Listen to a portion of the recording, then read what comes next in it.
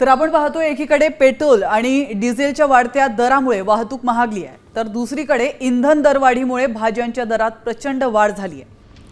मुंबई महानगर क्षेत्रात भाजीपाल्याच्या किमतीत सरासरी 50% वाढ झाली।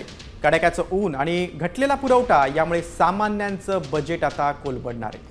वाशी एपीएमसी बाजारात आवक घटल्यानं टोमॅटो, कोथिंबीर आणि मिरचीचे भाव गगनाला भिडलेत। इंधन दरवाढीचं तर आता आहे, पण गरमी वाढल्याने पाण्याचा साठा कमी झाला, शेतकऱ्यांना पाणी पुरवठा कमी झाला आहे। त्याच्यामुळे प्रत्येक म्हणजे एक भाजी नाही अशी। कोथिंबीर काल 10 रुपये होती ती 30 रुपये 40 रुपये झालेली आहे। टोमॅटो 20 रुपये होते ते 50 रुपयापर्यंत आलेले आहे। भेंडी आहे, गवार आहे, सगळ्याच भाज्यांवर परिणाम झालेला आहे। सगळे भाव वाढले, कसं जगायचं सामान्य माणसाने? याच्यावर काहीतरी केलं पाहिजे सरकारने।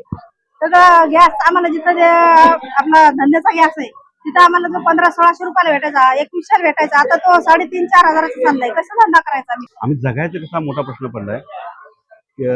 काकडी जर आता घेतली आम्ही, काकडीचा पण रेट जवळजवळ 50 रुपये, 60 रुपये, 70 रुपये किलो घेल तसे।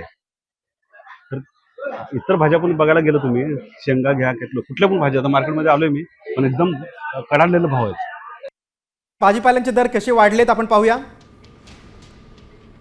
टोमॅटोचे आधीचे भाव 25 रुपये किलो आता मिळत आहेत 60 ते 70 रुपयांना। फरसबी आधी 130 ते 170 पर्यंत मिळत होती, आता भाव गेलेत 200 रुपयांवर। हिरवी मिरची आधी मिळत होती 100 रुपयांना, आता मिळते 400 रुपयांना। पापडी आणि फ्लावरची आधीची किंमत 60 ते 80 रुपये, आता 100 ते 120 रुपये। कोथिंबीरीची जुडी 30 ते 40 रुपयात मिळत होती, तीच जुडी आता 90 रुपयात मिळते।